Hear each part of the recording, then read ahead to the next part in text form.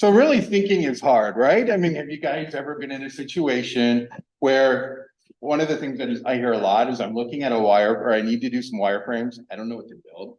I heard from my product leader, my product owners, hey, go build this. Here's a story. The user needs to do X. And you're going, oh man, what do I do here? So we're gonna think through that or talk through those things.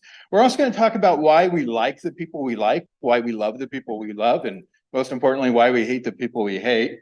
And then why do you think better under pressure? Why are you better when you've got something due tomorrow? You haven't been able to do it for a week, but all of a sudden you knock it out in 4 hours or 6 hours, whatever it is. This doesn't resonate with any of you all? Okay. All right, so sometimes I talk to myself, and when I have problems like this, I need to talk to myself. So the total cost of a hot dog and soda is $1.10. The cost of the hot dog is $1 more than the soda. How much is the soda?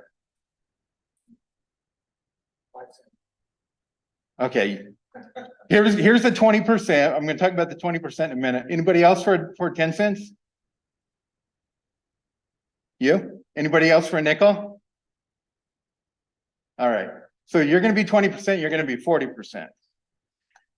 All right, so 60% would say 10 cents, right? Easy math.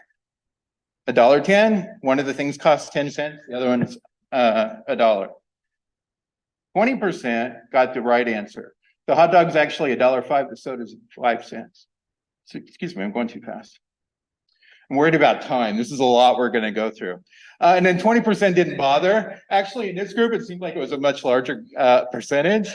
They just hate math problems, right? They just went with the larger group. So what I'm going to ask you, so this illustrates quite succinctly one of the things that we learn in cognitive studies or cognitive theory or however you want to press it, is that there's two systems of thinking. There's the immediate boom, boom, boom, and then there's the, I'm going to step back, I'm going to gauge, and I'm going to understand what's going on. So system one and system two thinking, you're going to hear me talk a lot about it. This is basically what we're talking about when I talk about that. So let's split into two groups.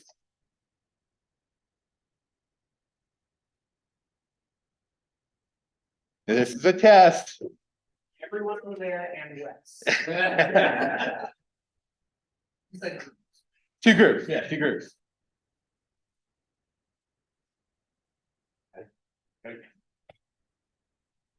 All right, these are my system one, you are my system three, because you guys are vacillating. You guys are really waiting to see which group's going to be bigger, which group's smaller. And you guys are my system two, right? You guys took the initiative, but you slowed down, right? You were still, okay, how many people are there? You got right up, you could be a system one, but you got the answer before, so. Okay, so this is cognitive stress in action. Everybody get that? Anybody feel stress? You? How about you? Why did you feel stress? I wanted your thing to go well, so I wanted. Oh, what about you? Is it Lily? Yeah, it was just a lot of things going on. Chairs moving in. Yeah. I don't see your name. Oh, Leah. Yeah, I didn't expect us to Do something. Do something. Right? Sit here and listen. What, anybody over here have stress? Why did you have stress? I don't know anybody here. Okay. You just had stress regardless, right? Okay, good. All right, so that was the first thing we're gonna do. But this is how cognitive load works. Cognitive demand, cognitive load, and cognitive dissonance. Does anybody know what cognitive dissonance is? Yeah. Who said yeah? I believe, Feeling the stress? yeah, now I feel stressed out. I believe cognitive dissonance is like, hold on, let me put an example in my head and then, okay. Examples are perfect. So cognitive dissonance is like, I tell Joe, like, that pillow is like, oh, damn. When you say something, when you say to do something, and you do other. Yeah, exactly. Very good. When you say something or tell somebody else to do something and you don't do it yourself. For instance, If I told, like, you're in perfect shape, right? If I told you, you need to go on a diet, and look at me, right? Like, I'm over here eating pizza, yeah, things like that.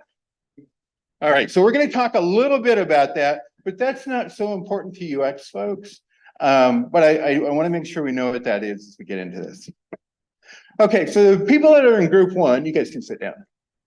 You tend to be faster thinkers moving through chaos. Why do we think that? Anybody? You guys can sit down too, I'm sorry. Yeah. So what did you say? Quick decisioning. Like, Quick- they quickly come to a conclusion or make decisions. Yeah, but why do we think that? Why do we, go ahead. Survival mechanisms. There you go, perfect. All right, good. What about group two?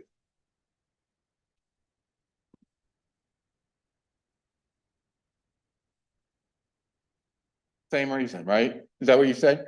Okay, yeah, same reason. They are a little bit more on like, okay, where's the, you know, if we were in Africa, where's the, is it leopard in Africa? I always get, jaguar in Florida, right? Where's the jaguar at? And we're gonna get into a little bit more of that. Okay, so this is what we're talking about. This little spot right here, this little part of our brain, it's behind our eyes and it connects to our spinal column. So it makes the fastest, most immediate decisions we can possibly make. And it's usually wrong. And so if you think about those things that usually gets wrong, food, do we eat the best foods for us or do we eat the foods that's closest to us? Closest, right? Yeah. Fight or flight, or flight or fight.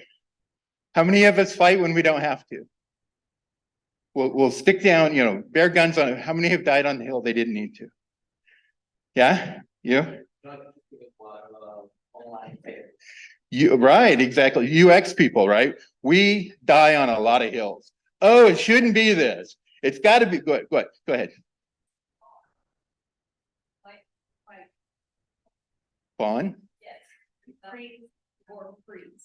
Oh, well, see, when I went to school, that wasn't a thing. So you're teaching me. That's exactly what this is about. Are we okay? Sexual decisions. I'm not going to ask how many people have made a bad sexual decision, but I am guilty. Unconscious memory. So this is that memory when we learn something, we never have to think about how to do it again. We learn to breathe. We learn to ride a bike. We learn to maybe drive, maybe not, right?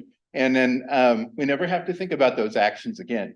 How many people, well, let's not count, but let's say there's an imaginary group of people here who at one time or another had a cocktail and drove home and was like, I don't know how I got home.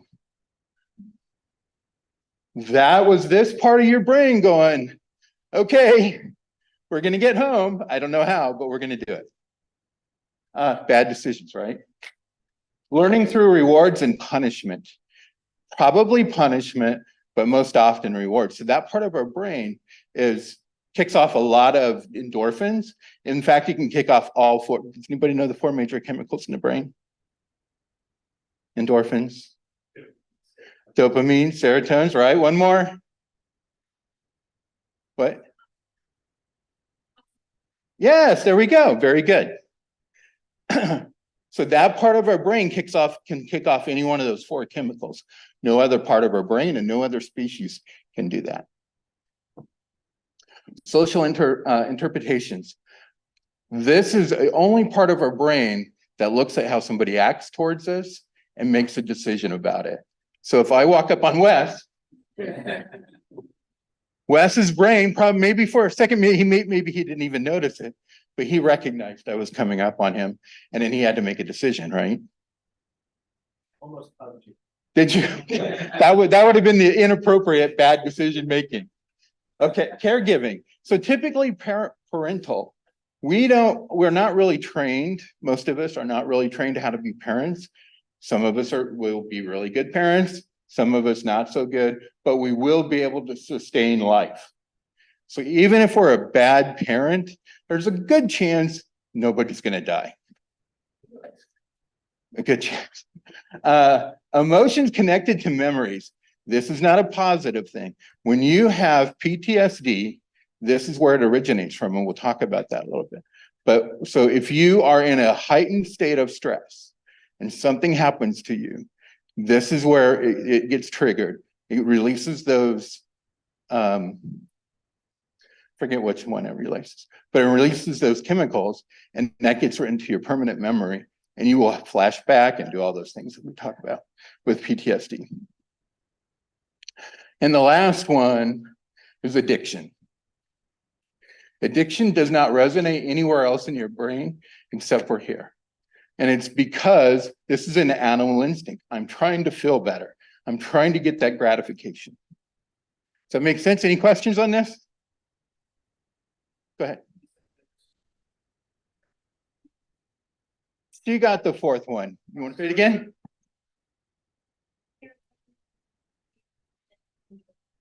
Endorphins, right? So when you work out, what do you get? Endorphins. When you feel good, what do you get? When you get a hug? I'm sorry? No? Dopamine. There you go. All right. You were flying too close to the sun.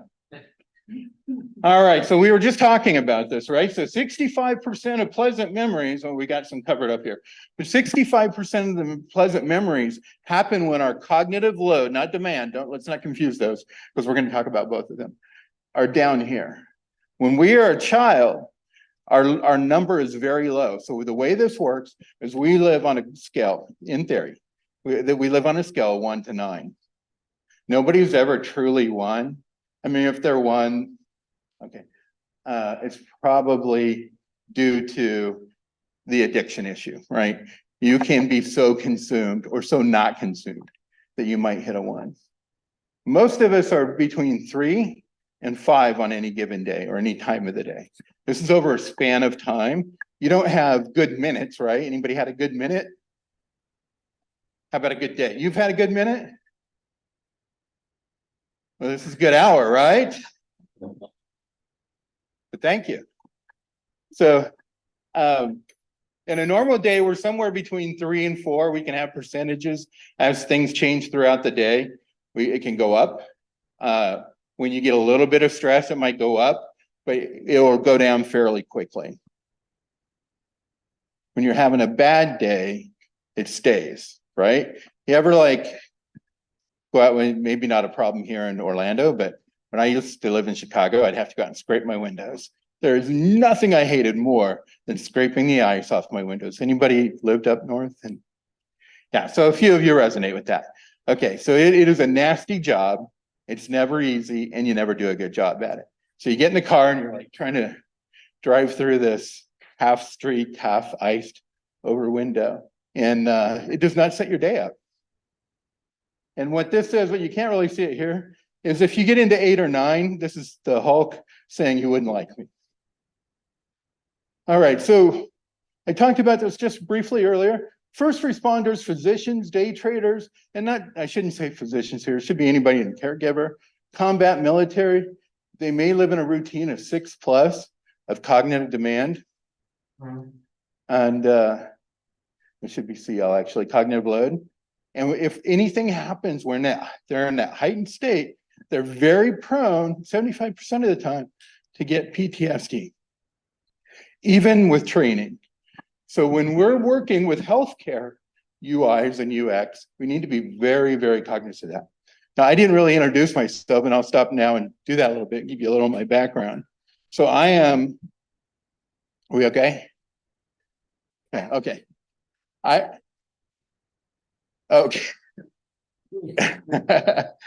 I am a former Marine who was wounded in combat. Thank you. That's fine.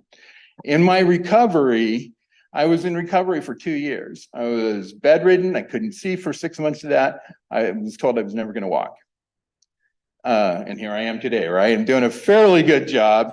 Just I wasn't looking for applause, just acknowledgement, but thank you. So from that, all I ever thought I was going to be was a Marine. I had no idea what was next for me. So I was fortunate enough that a company by the name of EDS came into the hospital and gave me a skill. They're like, we're going to teach you to be a Lotus Notes admin. Anybody heard of Lotus Notes? Yeah, a few of the graybeards, right?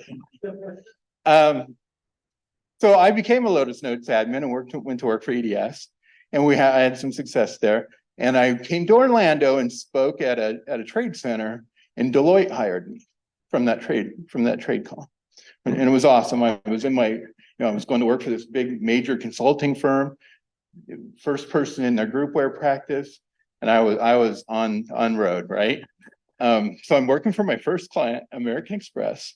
It's late. I'm putting in a CC mail gateway, and Jim Korn comes into my office. He's like, "Hey, James, have you ever heard of the internet?" I'm like, "Well, I hooked the CC mail gateway up to it. Can't be that hard, right?" So I built American Express's very first website, and it's pretty atrocious. I usually have it up here.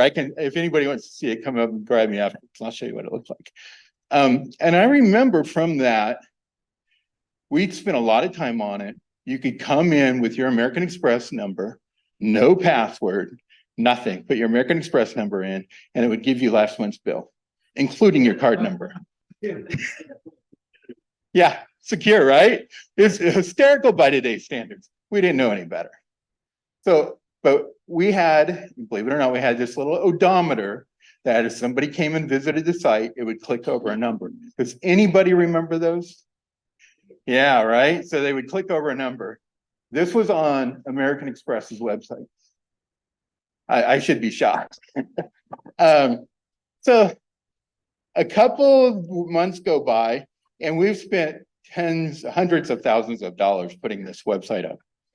And we haven't even hit 100 yet. We have a party planned when 100 people actually come to the American Express website. So finally, we have 100, and then no more traffic. We're like, what's going on? We don't know what's going on. So we call marketing in, and I'll never forget this. And this was my first taste of UX. The marketing guy looks at the website and he goes, "That's not the American Express Blue." I was like, American Express Blue? What is that? Yeah, it's pretty laughable by today's brand standards. We had no idea. We had none. So I worked there for another year and a half. They kept me around. And then I went to McDonald's and I built their first intranet. And I worked for Deloitte for a few more years. Then I started my own company. And it was purchased by US Web and, et cetera, et cetera. But it wasn't until I went to work for Granger that I had any idea about cognitive sciences. I was doing wireframes because that's what we did then. We had a researcher who, by today's standards, wasn't really a researcher. We had me, who was a UX designer, or at the time was a UX architect. And then we had a visual designer, and that was the flow. I never did anything visual. And I remember going into the meeting with the director, and I'm like, this visual designer doesn't know what he's doing. This is all wrong. He's like, he's moved by buttons and all of this. The visual designer comes in, and he's a graduate of working with Luke Warpanowski. And he starts tearing my wireframes apart. And I'm like, I worked for Oprah. You can't talk to me this way. And then so they all leave. I'm standing there with the director, and I'm mad. I'm a hot ticket. And I'm just like, hey, you got to get rid of this guy. He doesn't know what he's doing. He's like, James, did you hear anything he had to say? And I'm like, no, he's all wrong. And he's like, no, listen, go back and talk to him. Listen to what he has to say. So he started talking to me about primary call to action. So I'm like, it's a button. I was really ignorant, and I'd been working in the field for 10 years. So talk about imposter syndrome. I walk back to my desk. I'm like, holy crap. I'm probably fired, right? I really believe this, I'm fired. But I took a lesson from that this junior designer had taught me about I can be wrong, I can still learn, and that there's a lot I don't know, even after over 10 years in the field. So I did work for Oprah, I worked for Harpo. I sat in Oprah's meetings, Miss Winfrey, as we know her, and I talked to her. I like Gail better. And I worked for Granger and a lot of healthcare since Humana, Press Ganey, who is the largest survey company in the world. And then some startups in healthcare, things like that. All right, any questions on that before I go on? This should be working.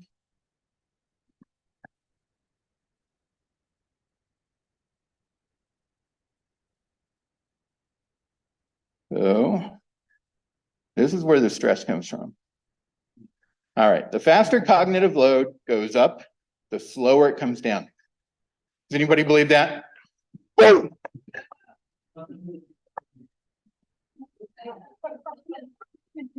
How long are you going to be stressed? As you can't process what I was saying. You can't process what this says? I just demonstrated it to you.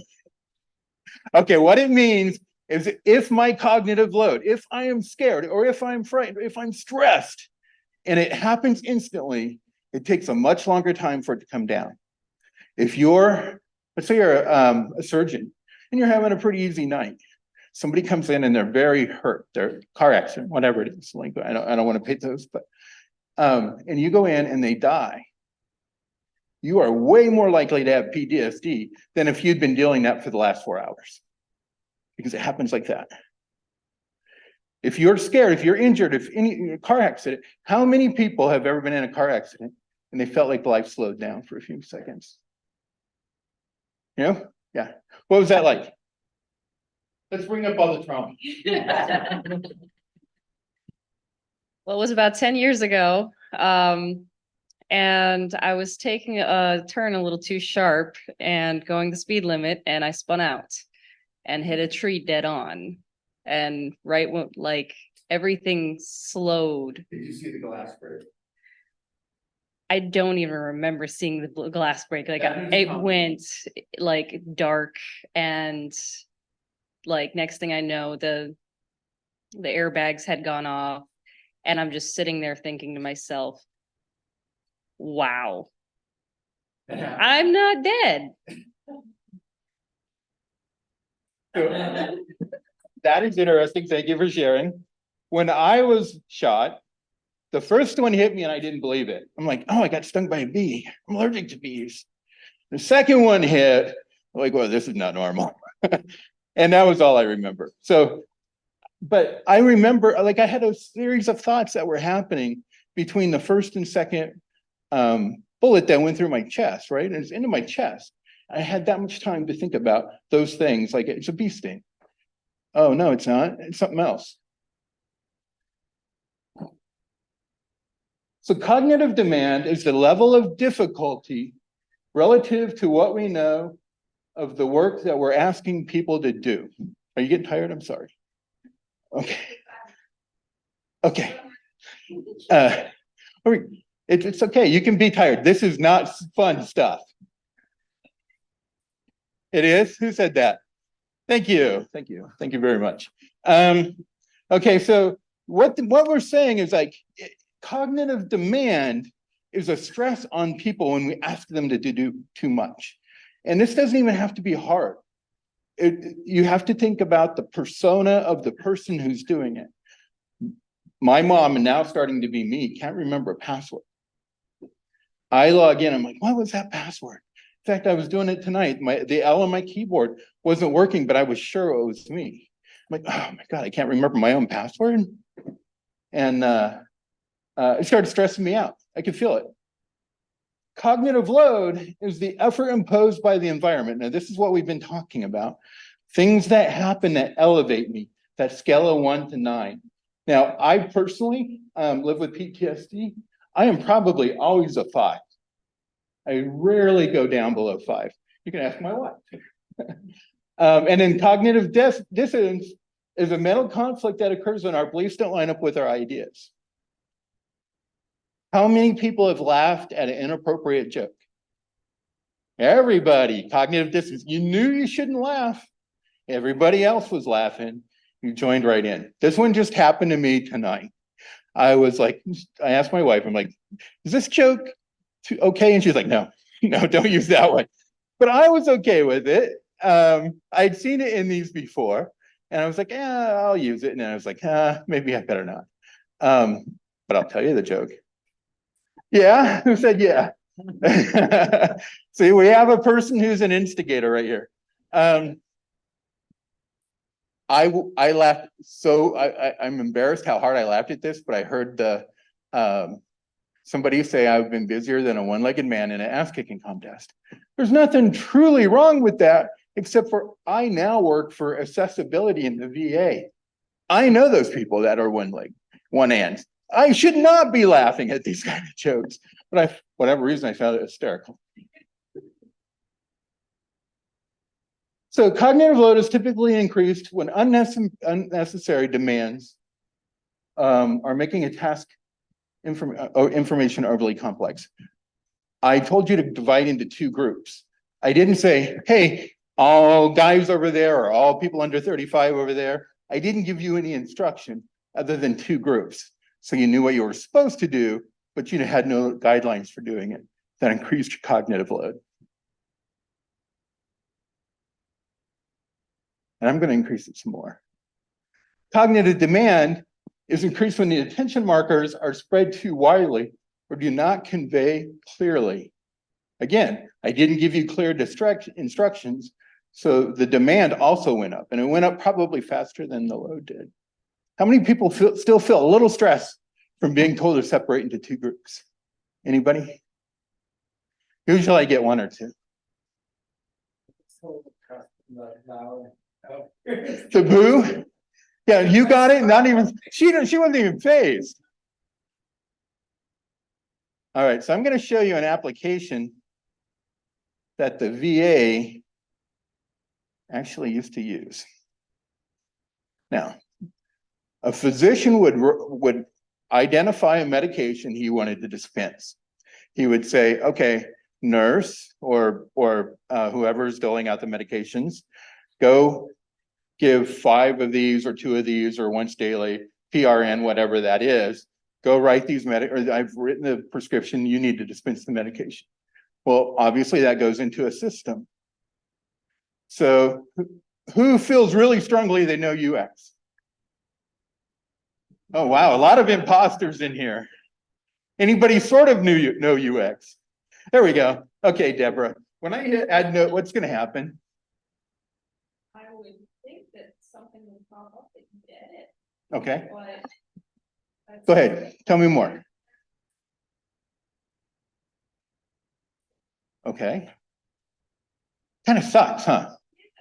All right. So I'm a nurse that's probably been working anywhere from 1 to 12 hours under fluorescent lights in terrible shoes. And now I'm walking on this weird mat I have to stand on. And I have to put this heavy vest on because nobody can talk to me while I'm doing this. Okay, that's the I want you to have that in your mind as we do this exercise. Was that what anybody was expecting? No, nobody, right? So now I'm going to do, we're doing 90s now, 96 cans of beer for cams.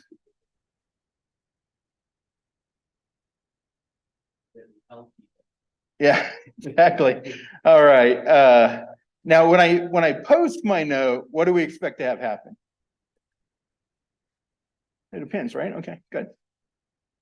Easy day. Worked perfectly, right? Well, okay, not really. What if I want to edit 96 cans of beer? Click at it, right? Yeah, it's obvious, right? The button's right there. Click at it. Why? Exactly. That was what I said. This was on version 16, had been in the VA for about 14 years when I got a hold of this. And I said the same thing. Why? 96 cans of beers here. I'm going to just, we'll say ale. How about, oh, my L, oh, there it did work. 96 cans. What's going to happen when I hit edit note? It's not going to refresh. It saves it. Will it edit the line that I was just on? Should, yeah, right? Common sense.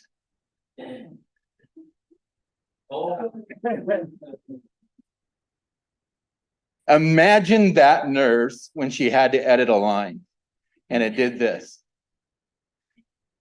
What else did we see from here?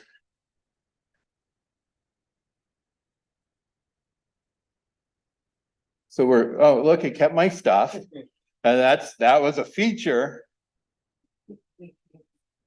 We're going to post it again with no error checking, and it just repeats the first one. And I'm going to edit it Edit note. What is wrong with edit note? It doesn't edit it, that's part of it. Is this truly a note? Is this even a note when we add a note? It's not very descriptive at all. Where's the cancel button? I'm committed. Yeah, right, I do have an X in the upper right-hand corner, except for on 14 by 1440 laptops. Cuts that off. Fun, huh? Right? People dealt with this for I think it was 12 years, 14 years, something like that. And when I looked at the list of how many people had worked on this, it was shocking. Here's the thing that wasn't shocking. And if any engineers in here, developers, good, we can talk about it. Nobody in that list was a UX designer. Nobody in that list had done anything with even front end. They were all back end engineers, and they couldn't see what was wrong with this. It worked, right? It did sort of what we asked it to do. All right. All right. Okay, I need a guinea pig. Who just got a new job? Anybody? You did. All right, perfect. All right, I'm going to take you through a scenario. You got your new job. Is it a job you wanted? Okay. Anybody else get a new job? All right. So you got a new job. I started yesterday. Yay, everybody give her a hand. All right, good. All right, you got a new job, your first day of work. You find out that your new job has your favorite coffee shop on the way to your new role. Perfect, right? Actually, I get to make pasta. It's fun. Okay, well, good. As a UX designer, I'm not gonna judge. Okay, so, but let's say you like coffee. Your favorite coffee place is on the way. They have your bagel or muffin or whatever you like to eat with your coffee. And that first day is awesome. There's Gene next to you, and Gene is an awesome person. And they chat you up and they give you $36.90, and you know exactly what you're gonna do, and it's a job you love. A couple of days go by, and you're like, this is perfect. I can stay in bed another 10 minutes. It's a closer commute. Maybe it's a raise. Things are good, right? Yes? Sure. Yeah, you're waiting for the other shoe to drop, aren't you? I am waiting for the Yeah. shoe to drop. Okay. Well, you know it's going to. So a few months go by. Are you as excited when you get up in the morning? Probably not. Are you stopping for coffee every single day like you did early on? Probably not. Chances are you may be, right? Our mental models get built. We'll talk about mental models in a minute. Our mental models get built and we don't deviate from them very often, but we might enjoy them less. Let's say you go get your coffee, you got your muffin, your coffee in your car, and you start backing out. And a little kid drives up behind you on his bicycle and stops, and you don't see him till the last second. You slam on the brakes, he rides away. What happened to you? What do you feel like you just went through? A little shock because now my coffee's everywhere, my food's on the floor, and I've Exactly. got a bad day ahead of me. Exactly, right? We learned about this. When things like that change, when our mental models get broke, we get upset. You guys all collectively groaned when you saw how the UI changed. You had a mental model, it was broke, your cognitive load went up, and you're like, ah, stupid, right? Anybody not feel that way? And it's like, this is fine. No. No, really? I don't believe you. Or you work for the VA, one of the two. All right, good. But yes, the muffin or whatever goes onto the floor, coffee all over. You go to work. Gene's a jerk now. You've gotten to know him a little better. And you're sitting there, I hate this job. That is what our life is like, right? That is not unusual. Anybody have a life different than that? Nobody? Maybe the one in the blue over there, but everybody else. Okay, so now we've experienced what it's like to have our cognitive load go. What is the chance we're going to be in an accident after that happens? Goes up over 300%.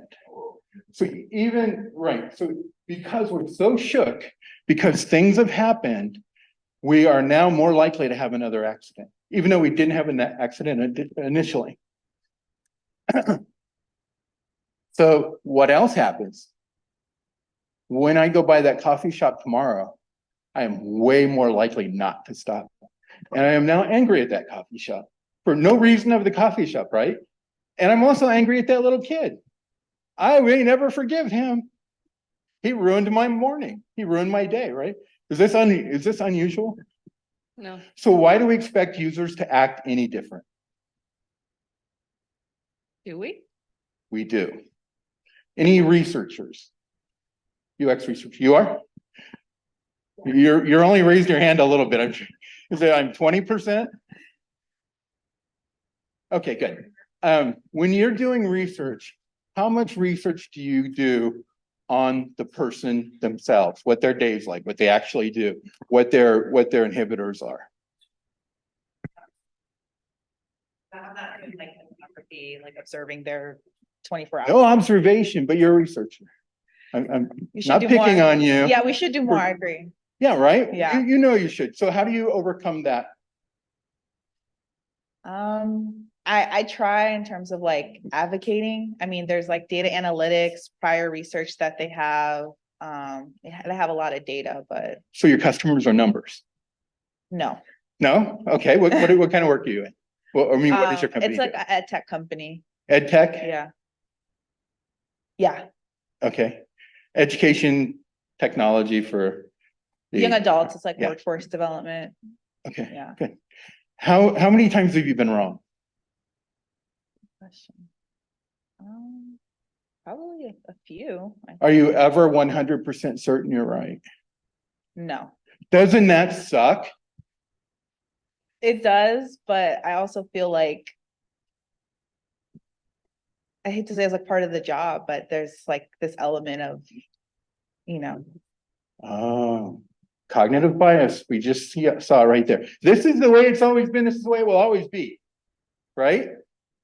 I'm picking on you, but I'm Yeah. not picking on you. yeah. I'm actually sympathizing with you. I didn't say empathy. I don't have any empathy. Yeah. It sucks though. I've been there. So I am myself more of a cognitive scientist than I am a UX designer, a product designer. I design products, I oversee accessibility, but I am much more interested in how people think, how veterans think. What does a veteran think when he's blind? What does a veteran think when he has a scar in his chest and he can't move his left arm? Like, how does he work with our systems? What if he's in a wheelchair?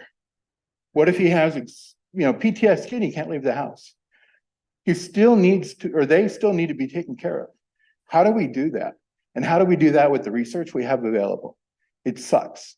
We never are going to get it right, but we don't quit trying, right? You don't quit trying. Any other researchers? Where are you at in the research? Do you do journey mapping? Oh, good. Interviews. And how long do those interviews take? How many times? How long? 20 minutes, something like that. 20 minutes. And what do you know about a user after 20 minutes? And mostly about why they have their pain in the jobs. Pain in the job. What kind of kind of software is it? I create user interface for machinery. For machinery. Oh, machinery. Yeah. Okay, good. So is it big machinery? Yes. Like diesel engines, It's for food plants. food plants, blenders, razors, stuff that cuts up. No, Yeah. big thing with milk, sterilizers, body. Anybody else scared right now? 20 minutes and we know what that person is doing, right? I mean, you've like, I'm not faulting you. This is not pointing at you. This is the state of our industry. And I want to show you how we have ways and methods of fixing it. So are we done with this? Are we done with this little kid? All right. Let's test then. All right, anybody, or just, if you got pencil and paper or phone, whatever, just break it out. We're gonna write down some letters. It's that easy. You got a phone? Yeah, you got a phone. Just something you can type in real quick. Are we ready? Excited? We're gonna learn how this works? All right.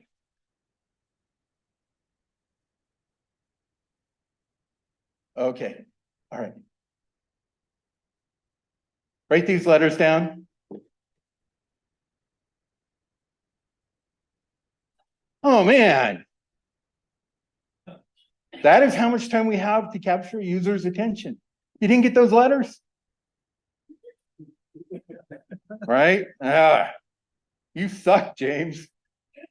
Let's try it again.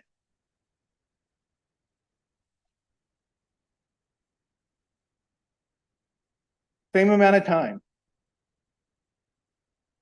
Did you get more of them? Anybody get all of them? All four? You got all four? Oh, but she's working with the system, right? She figured it out. She knows, hey, I can take a picture of this and I'll get it right.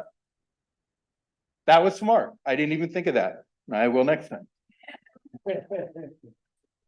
All right. So that was called chunking. The first one, same letters, exactly the same, just a little bit different, spaced out. This is what chunking is. You guys chunk, anybody in UX, most UX folks know how to chunk, right? I'm seeing a couple yeses, but no, you don't know how to chunk? Okay, so this is basically cognitive science. What it says is if I group things by like abilities, I'll be able to retain them easier, understand what they're implying. Right, so who saw IBM up there? Good. Who saw who the first time? Yeah, almost nobody, right? You'd have to have almost a photographic memory, even though they were up for the same amount of time.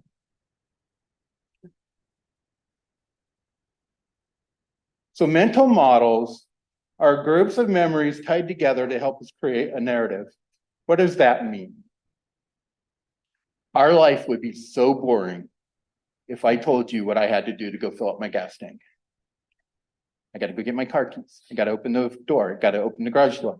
I got to open the car door. I got to get in. I got to turn the keys. That's a pretty boring story when I could say, I got to go get gas. If I tell you I need to go get gas, you know approximately what I'm doing and how long it'll take. And you can expect that my car is full when I bring it back. Right? And I can do whatever. We use mental models everywhere. Anybody got a good mental model? Anybody got a bad mental model? Anybody online got a bad mental model? I'm going to share one of my bad ones. Go ahead. Mental model, Yeah, sure. It's something that you do in a routine, right? So what is your hobby? What is it? wow, You run? yeah, Yeah, so if I tell you that Luis is a runner, what does that tell you, Joe, about Luis? Okay, what else does it tell you? What time he gets up in the morning? That he's fit? That he eats a lot of Twinkies? Right? I'm sorry? Right. Do you wear expensive clothing when you run? Expensive clothing? Do you spend a lot of money to run? but now, Not a lot. Good. So anybody know who Indy Young is? Indy Young is the foremost UX researcher, in my opinion anyway, in the field. And if you've never read anything from Indy Young, do yourself a favor and go buy all her books. She's not only intelligent, not only has she been doing this a long time, she has a great sense of humor. So here is my story. I'm going to let you read that to yourselves. But mental models happen at all levels. So we're going to talk a little bit about ethnography now, and I'll tie this all together, I promise. I know that we're getting up to the hour here. Ethnography is the study of culture, right? And a culture can be one. It can be, we're all a culture, or we're all a group, right? We're all in the UX field. You're not agreeing with me. Are you in a different field than I am? Oh, okay. It is a little gross, right? Can everybody read it? I can give you the synopsis if you'd like. So yeah, I did that. Because my family created a mental model, finished the chicken. I had 5 brothers and sisters, or 5 brothers and a little sister. If you didn't finish your chicken, somebody else would. I'm sorry. Okay. So that is sort of how culture, or this how ethnography works. We have these little mental models that start with us or our family, and we learn them and we exchange them. And then soon it becomes maybe a regional thing, like Southern accents. North Carolinians eat moon pies, whatever it is. It grows and it grows. RC and moon pies. Has anybody heard that from North Carolina? Yeah. So how did you know that? Like, we share a mental model because people have communicated that. Any questions on this? I can't. What is there, bad chicken? I'll give you another mental model or another thing that happens. And this works with voice of contention also. There is a thing in my family. We're all big, like my brother's more muscular than me, but we're all big. You know what we will never, ever do? Go to the buffet line twice. No fat guy will ever be seen going through the buffet line twice. Because in his mind, he's like, everybody's looking at him, that 60-20-20. 60% aren't paying any attention to him. 20% might go, I wonder how many times he's been through. And then the last 20% will be, I bet he's gone through a lot. Right? So we have that. We have that model. And it sucks because it's probably not true. And keep waiting for more people to come in. And it sucks and it's inhibitive, right? So that's a bad mental model.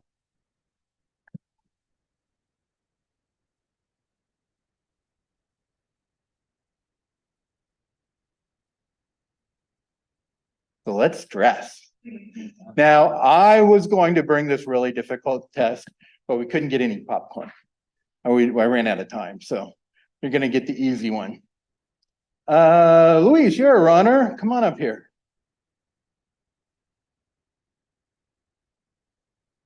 And you. Damn it, I know I picked the right one now.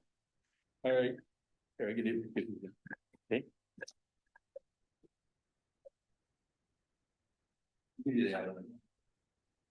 All right. Kate, tell me something you like about Luis. He's got good style. Luis, tell me something you like about Kate. I like her hairstyle. You do? Yeah. Now tell me something you don't like about Kate. I like, Ooh, this is good one. yeah. Do you need to look right at him? Give him a good look. It's hard. Huh? You just said you like her. Yes. Will you lie? Yeah. Oh, you don't like it? Yeah. Oh, okay. Wow, you know how to insult a woman.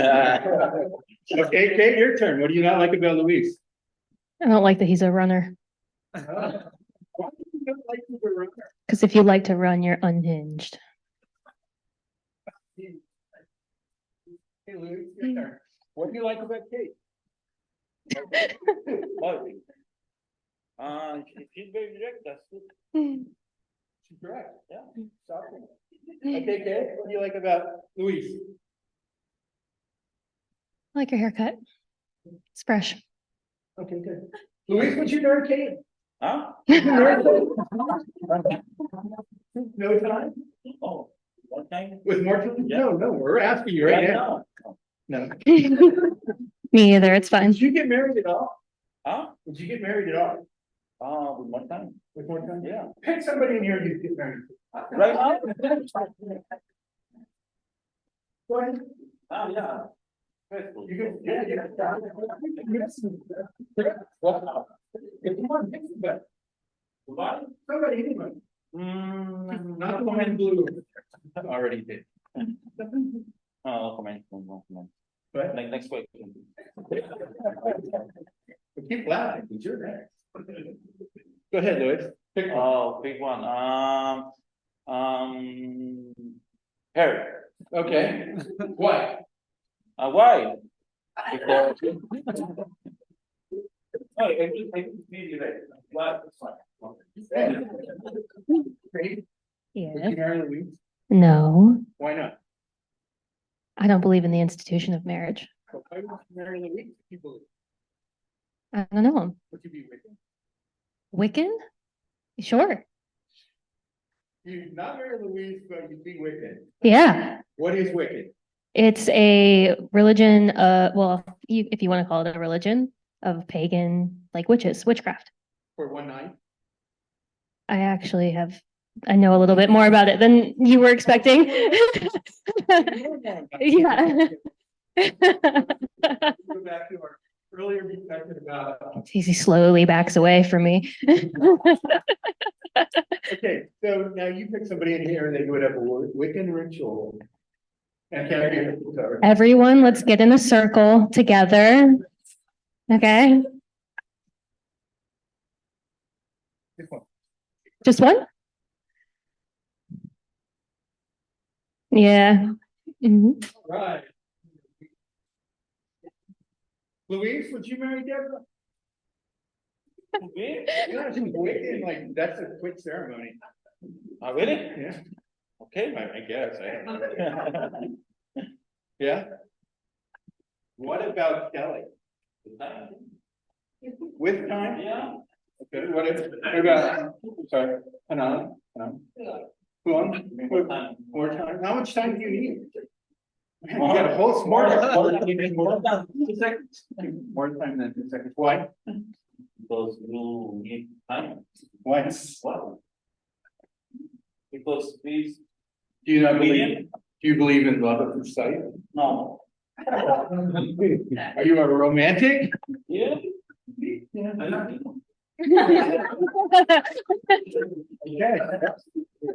Are you feeling any stress? A little bit. Did you feel more stressed earlier or do you feel more stressed now? No. Yeah. It's building, right? If you keep asking him questions, he doesn't know what's coming next. You propose her a question? Now? Yeah. Do you mind? Or is the name? Okay. You need. You don't need it. It's your brother. Okay. Yeah, you gotta do that. Did you step back and you'll warm? Do you eat some flowers? Maybe. A pizza? It's a. All right, maybe there's a pizza ring in there and you can put it right on. Work this out in our relationship with that. All right, so why don't you come up, Deborah? Are you? Thanks, look, all right. Okay, our Wiccan relationship. Sorry, guys. Our Wiccan, is it, did you say it's a circle? It's a coven. Covenant. All right. We may have gone too far. Our Wiccan covenant. What takes place? Depends on what holiday. Okay, let's say it's. I'm sorry? Winter solstice. Winter solstice? I got for Nancy, you got it. We would bring in the Yule tree, light the Yule log. Yeah, wine and the cheese. Stop. Go on. Would you, like when she's uncomfortable, you mean? Yeah. Is there any dancing involved? Sure, we'll go build a fire. Make some sacrifices, probably naked. Probably. Hmm. Yeah, no problem. Well, most people would be very stressed. Sorry, I put a wrench in your plan here.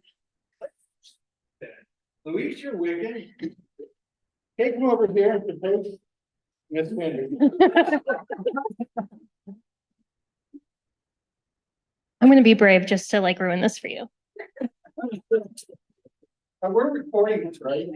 Would you please do the honor of being my wife? How many people are actually caught? Some of you, anybody? Nobody, you, it was fun? Anybody was like, oh, for a second, like a little bit. Nobody? Oh, man.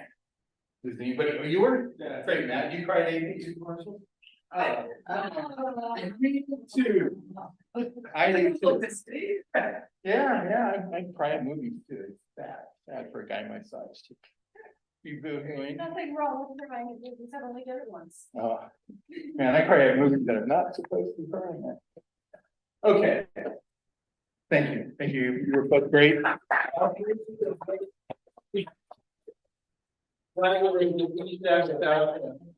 Anybody feel stressed for them? Oh, wrong one. Anybody feel stressed for them? You all did, probably more than they did. Why? Cringe. What? Firsthand, but why? No control. Very good. So what about a user? When do they get control? Remember, let's go back to our nurse who's writing a prescription. The message pops up and she knows she should have never, or they should have never clicked edit, right? When do they get control? When they talk to a researcher?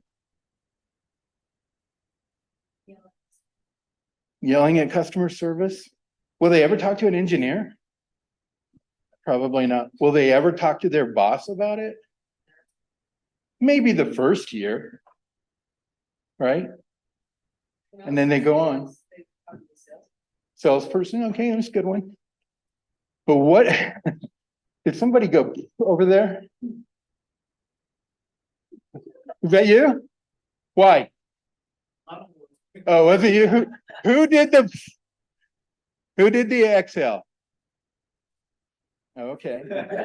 I think it was Caesar, but we'll let it go. All right. They never get that. So if you're in a place where you have no control over the software, what is your job satisfaction like? It goes down pretty quickly. What if you're not at a job and you're on an e-commerce site and you're trying to buy a special thing for somebody's birthday? Like that, right? What if, let's turn this a little bit. What if you go to a website, you're in a hurry, and something needs to be there tomorrow, and it magically works? Awesome, right? Will you remember that company? Will you use them again? And this is why UX pays $100 for every dollar we invest in it, right? At least. All right, so we've stressed out. Unless anybody else wants to come up and volunteer, we can do another session. So how do we measure this stuff? Anybody have any ideas how we measure it? Surveys. Watch the user, right? We can put clavicle skin sensors on them and check, right? Yeah, we can check all that stuff. Does it always work? Does your company have $200,000 for that lab? No. Does anybody's company have an extra $2,000 for the UX team? I've worked in 2 in 20 years. Humana and Boeing. So the way we measure cognitive load is by observation. She talked about it, he's talked about it, but it's really a deeper thing than observing them. It's not enough to watch a child play with a game, right? It's not enough to watch an elderly person try to put their password in. We have to understand what else they're doing. It's not just like, hey, here's my really cool app. Can you log in? Oh yeah, they logged in. It worked, no problems. How many times do we do that? Every time is the right answer. We let them log in and we say, hey, it worked. No problem. How many people sit in that perfect environment when they log in? 0, right? Probably. How about if they have arthritis? Is it easy to put in your password if you have arthritis? Sure it is. You put it up to your face and it knows who you are. Right? Exactly. Right? We don't even sample for it. We don't even know. And that is exactly what a VP told me. Well, they could just hold it up to their face. Wrong answer, right? So we have to understand their journey. Cognitive demand is mostly through eye tracking. So go get those $64,000 glasses, get the special screen, and heaven forbid COVID comes by and you can't test anyone after you get all this stuff together. And then the test is probably okay, and everybody's going to fall into the 3 known patterns. Who knows the 3 patterns? F, right? F pattern is the primary pattern. J for men who wear glasses, right? They tend to read down the right and then across the bottom. And then L, who's L? Who? Ladies? Okay, yeah. Well, that is cognitive dissonance. Right answer, wrong way to figure it out. Yes, L is for women, usually who are shopping, right? That is not a stereotype, that is science and fact. So don't shoot me. All right, so validation of mental models is another thing we all struggle with. I'm not just telling you the problems, I'll show you how we can solve some of this. So validation of mental models. What is a mental model? It's an easy way to describe something, right? Because I don't want to tell you everything I actually have to do. But telling you everything I actually have to do is the way to validate. How do you fill up your gas tank?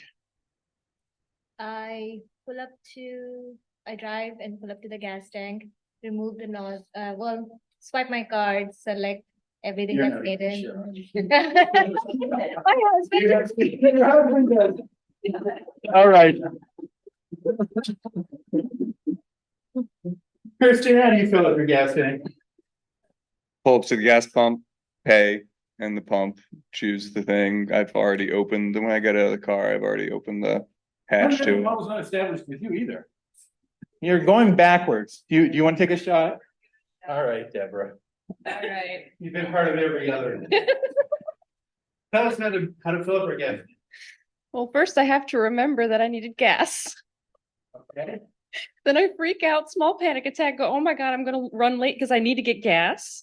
Turn on the car, figure out where the nearest gas station is, get there, pull up if there's one open, because there's always one that's never open.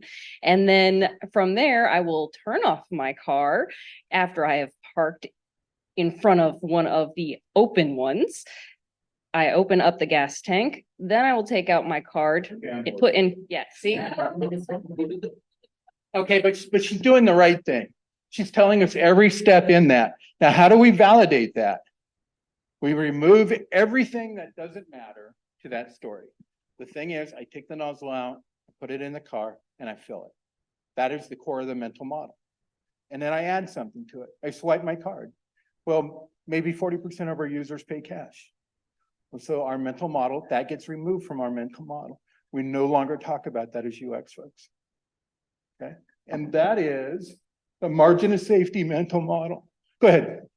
I think an important part of their story that also you cut though was the stress of the moment of like. Yeah, absolutely. So if we were journey mapping, we would definitely call that out in the journey map, but we'll do the journey map after we have the mental models broke down. Okay. All right. I realize I'm sweating up here. And I realize we're over, and I promise you, it gets really cool after this. Not really. Okay, yeah, so the last slide there, I'm gonna switch.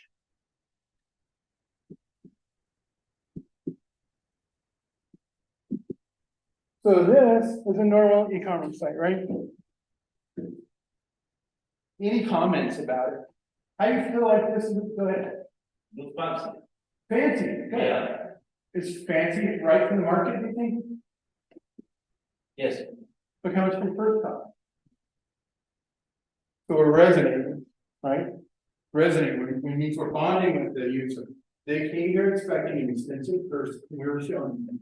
What would happen if this person was $6 and they came here to buy a, who knows that brand? No, huh?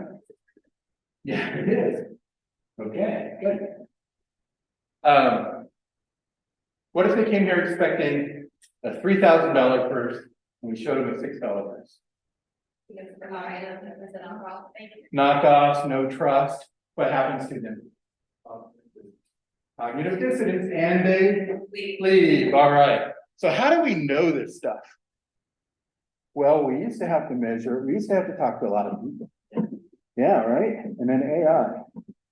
So here, if I can figure out how to. I'm gonna have to close this. I'm gonna zoom in on this page here.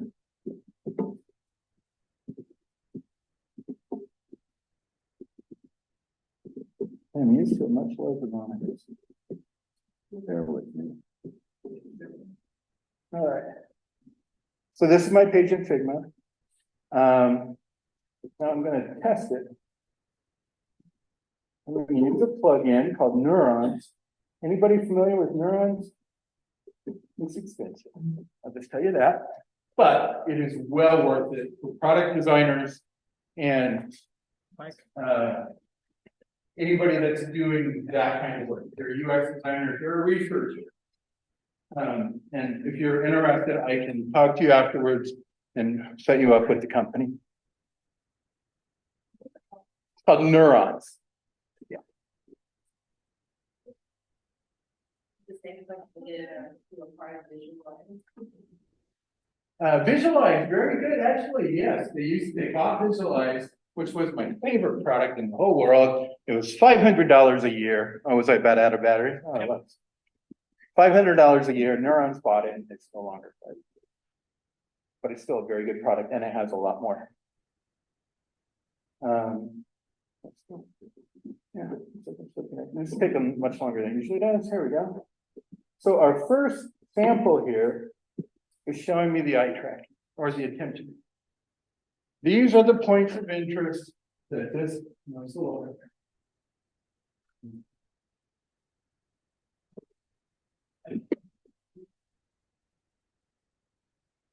Add it to the frame. So now actually breaks my auto layout, but did it break it? Yeah. All right, so we'll have to look at it here. But it'll add it to your frame so you can take it to your product owners, your product managers, your engineers and say, hey, this is broken and I have proof. This basically simulates 10,000 people looking at your page and it does it very quickly. And again, the attention map, right? Oh wait, there's more.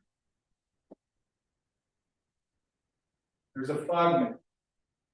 Fog map is extremely important for e-commerce, but also for product. I need to know what to do here. I come to this page, and I'm a nurse who's been working 13 hours, and I just want to go. I get on my feet. My alarms are going off. The nurse hears over 1,000 alarms in a shift. 1,000.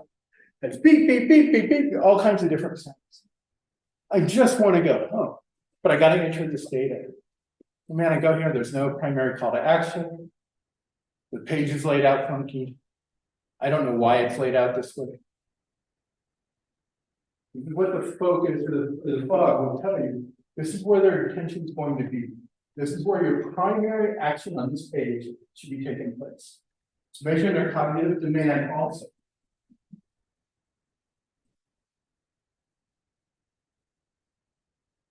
So this is the focus. You'll see the little score up there. This is pretty good page, 85%. I have seen pages at 30%. I've seen pages even worse. The VA has a whole bunch of them. They're going away. So 85% is, go ahead. Is there a percentage that you wanna, the best practice you wanna stay? Over 80. Yes. Over 80. So we're doing pretty good here, but there's probably some places we could improve because we have things that are not in the right spot, right? Like the buy button, kind of small, things like that. And then the cognitive demand score will tell us it's 40%. Is that good? No. No, Yes, why is that not good? because it's like a, like, Lower is Lower. better, just like golf, right? Lower is better. The lower the demand is, the lower the load is, I'm sorry. The lower the load is, the less I have to think about what I need to do. So e-commerce not a big deal whether I buy this first or not in the big scheme of things. But if I'm a Medicare patient, and I'm trying to figure out my insurance. I'm a 75-year-old widower, and I'm looking at this. Do I buy the eyeglass protection? I don't know. I've been using the same pair of glasses for 10 years. Right? Do I sign my name to this? I've been told never put my name on it. This is the things they deal with every single day. Do I even know that this came from Humana? Can I trust that? So when I worked at Humana, our form to give a Medicare patient was 16 pages long. And we asked for information more than once. So they had to put their name in 3 times. They had to get it notarized. How do you get something online notarized? It's totally unreasonable. The things that we asked them to do. When we finished the rebuild, so we had a 2% success rate before we started over. We started over, it came down to 4 pages. Upsells were up like 65%, and we had a 50% completion rate, which is unheard of in the industry. They should have been paying us in Ferraris. So that is the tool, neurons. It takes the guesswork out of much of this. Now, is it always right? No. Why can it always be right?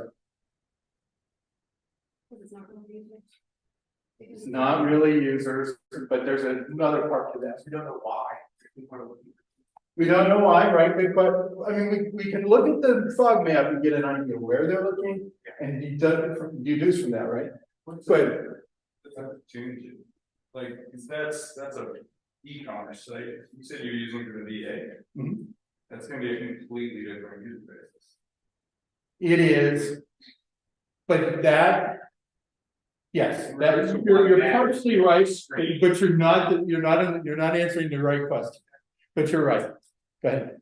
Oh, I'm just gonna say, we may know what they're looking at, but is that actually gonna help them accomplish the task that they're trying to do? Like, then you still have a lot of the assumptions in your design. if you're You not- still do, right? Absolutely. Not the answer I'm looking for that.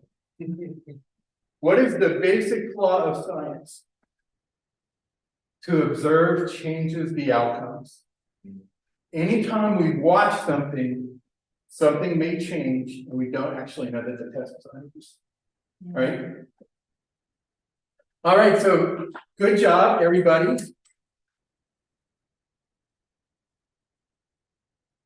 I'm not getting paid by neurons. But if you would like to see a longer demonstration, things like that, I can help you get in touch with what years. $10,000. A year. No, it might actually be a little more than maybe 10,000. Yeah, it's not, but when so Coca-Cola saw an increase of click-through rates of like 40%. It's Coca-Cola. And I think they have other people that they can recognize. The value is, in my opinion, then. But I'm not convinced. It's a what? It costs way more to run. Oh, yeah. Our Granger lab was 20 or like 2 million a year. Humanities was well over that. Target market. I'm sorry. They found their target market, Yes. who their buyers are, that's how they came up with their price point. Exactly. Any other questions? Let me get some drink. Yeah. Can summarize the method of all this?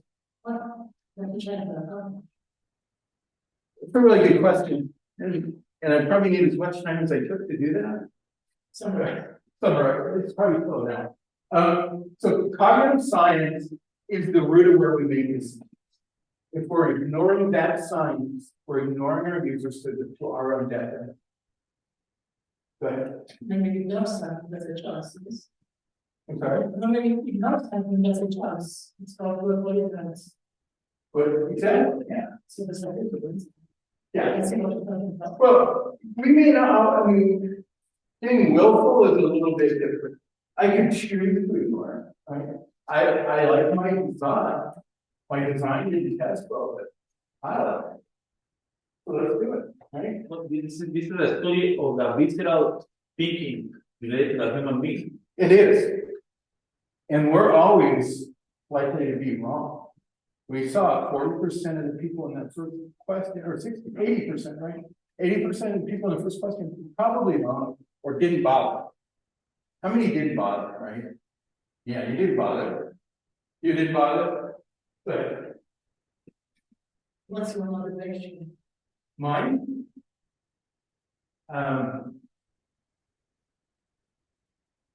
Well, it's a couple of things, right? I had great mentors, and maybe my partners are on question. I had great mentors. Somebody took an interest in my, even that yoga designer I talked about earlier. It was like, behind water from this part. I was angry, but I owed him much of my career.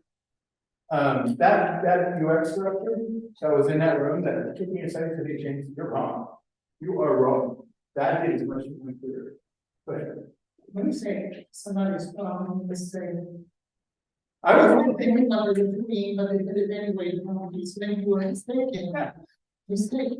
They acknowledge what it was wrong. We probably will have a social UX afterwards where we can talk about motivations for the reason we do the meetups. We'll do that in a little bit, but we are at 8:30, so I want to see how you're doing and. okay. I want to thank you all. I know this was a lot of information. This is 2 courses combined into one opening week courses. So I really appreciate you guys were a great audience. You know, hats off to those volunteers that we had and people online, do we still have people online? Do we still have people online? Yep. Good for them also sticking through this. I know I didn't spend a lot of the time with them, but I'll get better. Thank you so much for this opportunity. Thank you, James. Yes. How lucky are we to have someone that has such a breadth of experience? This was an amazing presentation. Thank you very much. And we can only pay you in neurons. Sorry, that's what we can do. Yeah. But yeah, again, thank you. One last round of applause. Well, not a last one. We can say thank you again in a minute, but James, thank you very much.